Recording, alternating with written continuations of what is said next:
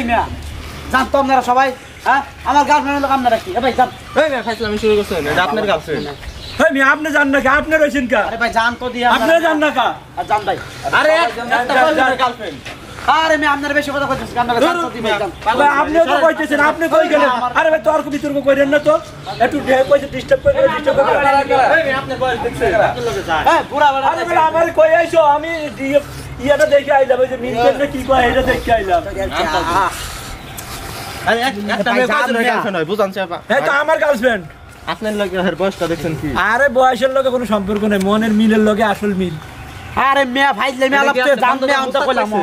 আরে আমার তো আর কয় বছর ধর মিয়া আপনি জান না কা হুতো দিখানে একটা মেয়ের সবাই ডিস্টার্ব করে এটা কি পাইছেন আপনারা আমি কিচ্ছু বুঝি না আল্লাহ রে ভাই এটা এক সুনের গার্লফ্রেন্ড এটা কই একটা মেয়ে কয়জনের গার্লফ্রেন্ড দূর বাড়া তুই তো বাড়া তার কাছে হইতে আছে দূর ভালো লাগতাছে না ভাই আপনার লগে যাই দেখেন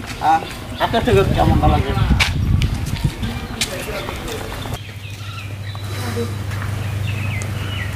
ভাইয়া ভাইয়া বের হয়ে এসো আচ্ছা তুই এসেছিস রে হ্যাঁ ওয়ালাইকুম আসসালাম ভাইয়া তুমি যেভাবে বলছো না আমি ঠিক সেই মতনই করছি আর এই যে ওনারা ও আচ্ছা ওনারা সেই জনরা না বুঝলাম না ভাইয়া কি আসলে কি জানো আমার বোন স্কুলে যায় কোথাও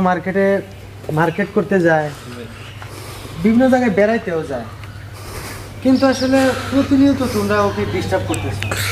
কিন্তু আজকে আমি বলছি কি ডিস্টার্ব করার দরকার নাই সরাসরি কিস করে দিব ঠিক আছে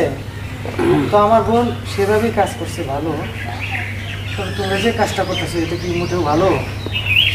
আমার মনে হয় ভালো না কারণ তোমাদেরও কিন্তু মা বোন অবশ্যই ঘরে আছে ঠিক আছে হয়তোবা তোমার বোনও যদি না থাকে বিয়ে করছে হয়তো দু একজন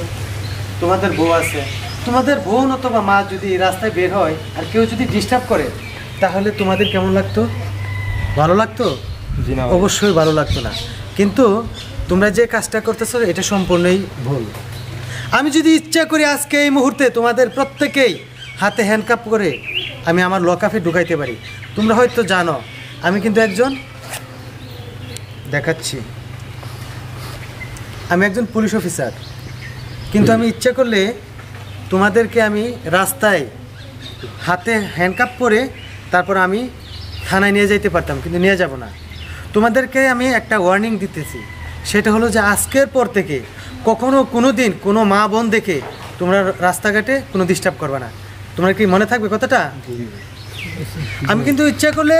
যে কোনো সময় তোমাদেরকে রাস্তাঘাটেই ধরতে পারতাম কিন্তু আমি ধরি নাই একটাই কারণ যে তোমাদেরকে আমি প্রথমে জানাবো এরপরে যদি না মানো তখন আমি আমার কাজ করব ভাই আমাদের ভুল হয়ে গেছে আপনার বোন মানে তো আমার ভাই আসলে আপনি যে কথাগুলো বলছেন আসলে সত্যি কথাই বলছেন ভাই পৃথিবীতে প্রত্যেক সবারই তো মা বোন আছে যেহেতু আপনার আছে আমাদের তো আছে যদি আমাদের বোনের যদি কেউ ডিস্টার্ব করে তো আপনার যেরকম লাগতেছে ঠিক আমারও তো তেমন লাগবো আসলে না আপনার কথাটা আসলে ভাই বুঝতে পারলাম আমরা আসলে বুঝি নাই না বুঝে আমরা বোনের সাথে এরকম একটা আচরণ করছি আপনি যদি পারেন সবাই মাফ করে দেন অবশ্যই আল্লাহ তাআলা মানুষকে ক্ষমা করে আর আমি মানুষ হয়ে তোমাদের ক্ষমা করতে পারবো না অবশ্যই আমি ক্ষমা করছি তোমরা যার যার বাসায় চলে যাও আর প্রত্যেক সময় একটা কথা মনে রাখবা মা বোন সবারই আছে ইজ্জত সবারই সমান জি জি ঠিক আছে জি যাও তোমরা তোমাদের ঠিক আছে বাসায় স্যার আপনাদের মনে আসি তাহলে আসসালামু আলাইকুম ওয়ালাইকুম আসসালাম যেমন আজকের পর থেকে আমার মনে হয় তুই রাস্তাঘাটে আর কোনো ডিস্টার্ব করবি না ঠিক আছে যা ফ্রেশ হয়ে খাবার খা আমি অফিসে যাচ্ছি আচ্ছা ভাইয়া ওকে